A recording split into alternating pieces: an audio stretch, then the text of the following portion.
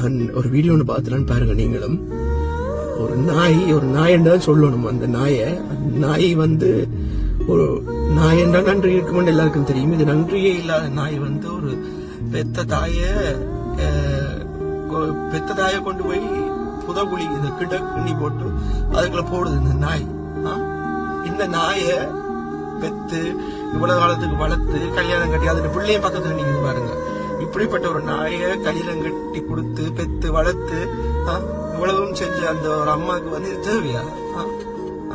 இந்த நாயை அப்பவே இந்த கள்ளிப்பாலோ இந்த கர்மமோ கொடுத்து துளைச்சி செத்துருக்கு, சாகடிச்சிருக்கலாம் இந்த நாய. இப்படி எங்கட கண்ணில் ஒரு 2 வீடியோ தான் நம்பிடும். ஆனா இதே மாதிரி வந்து எத்தனையோ வீடியோஸ் வந்து இருக்குது. எத்தனையோ பேர் வந்து பெத்த தாய் தகப்பட வந்து நாய்க்கும் கிள்ளையும் கவலமா மதிச்சு கொண்டு இருக்கிறாங்க. அந்த வீடியோல பாருங்க, தாய் வந்து எவ்வளவு அவன் போந்த கிடங்குக்குள்ள பிடிச்சி தள்ளுறதுக்கு பார்த்து கொண்டு தள்ளுறான்.